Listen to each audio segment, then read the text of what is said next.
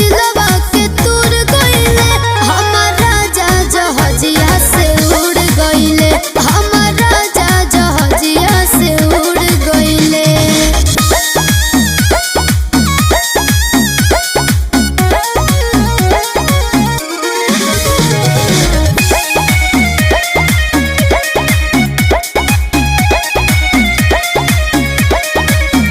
कैसे काटब बिना उनके रतिया, इहे सोची तो धड़केला छतिया।